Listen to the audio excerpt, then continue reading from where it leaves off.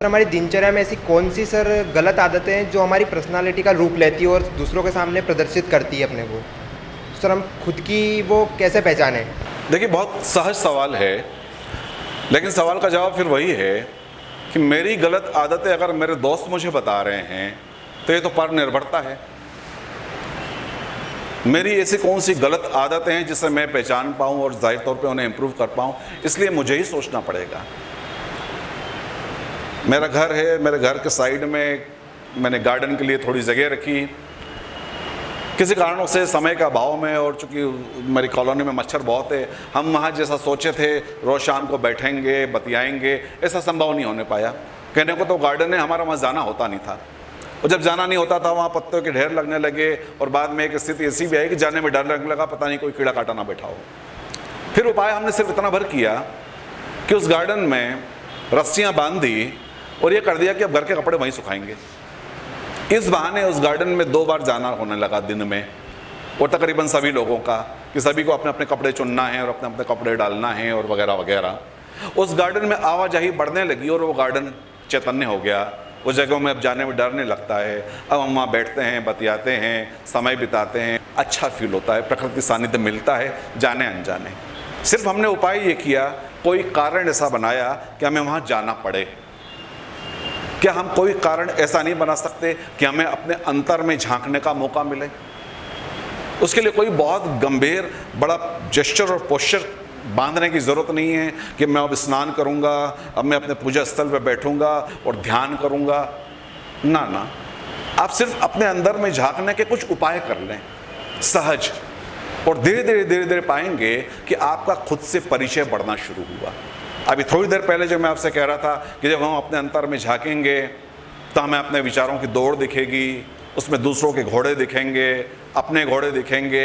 ये पहली उपलब्धि है कि कम से कम अपने घोड़े तो पहचानने लग गए कि इस विचारों की घोड़दौड़ में ये घोड़े मेरे हैं और ये पड़ोसी के हैं।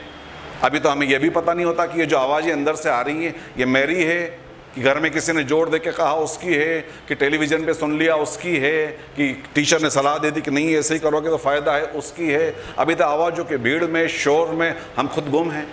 लेकिन धीरे धीरे जब उस जगह आवाजाही होगी, जब अपने सेल्फ में आवाजाही होगी, तो हम खुद को देख पाएंगे, खुद के विचारों को देख पाएंगे, विचारों के पैटर्न को लगातार आवृत्तियाँ देख पाएंगे, और किसी विचार की लगातार आवृत्ति आदत का निर्माण कर देती है उसको देख पाएंगे, मन के भटकाव को देख पाएंगे। फिर ये सवाल हमें किसी और से पूछना नहीं पड़ेगा। तो सीधा सहज उपाय सिर्फ इतना भर मैं आपसे साझा करना चाहता हूँ कि 1 घंटा दिन में अपने लिए निकाल लें, वो भी आप तय करें। वो भी मैं सुझाव नहीं दूंगा कि रात सोने के पहले सिर्फ मैं 1 घंटा बैठूंगा, जरा जाहिर तौर पे मोबाइल को बंद कर दूंगा, और 1 घंटा सिर्फ मैं अपने साथ बैठूंगा और मैं अपने अंदर देखूंगा कि मेरे अंदर क्या हो रहा है। और 5 मिनट शुरुआत में मुश्किल पड़ जाएगी, क्योंकि 5 मिनट में इतने विचारों की भीड़ और उभर के आ जाएगी कि लगता है इससे तो पहले ही भले थे। अंदर इतने विचार हमारे भीड़ बन के आ जाएंगे, मॉब बन के आ जाएंगे, तो हमने पहले नहीं सोचा था।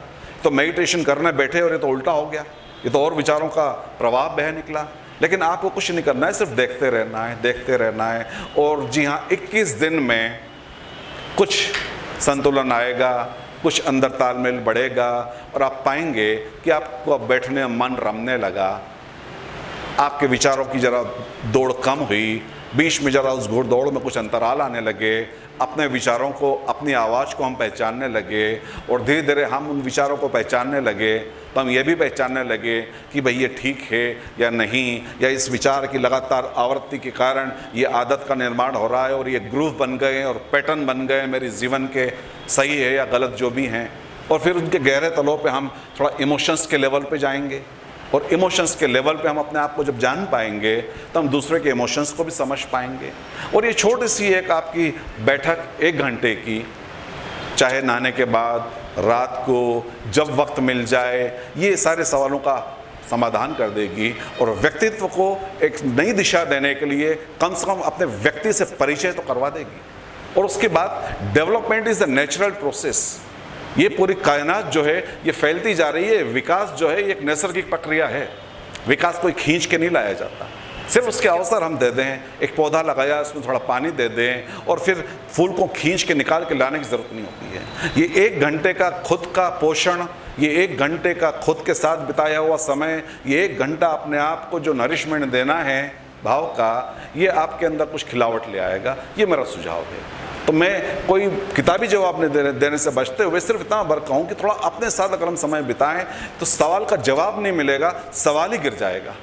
और सवाल का गिर जाना ज़्यादा बेहतर है बनिस्बत कोई किताबी जवाब को पा लेने के।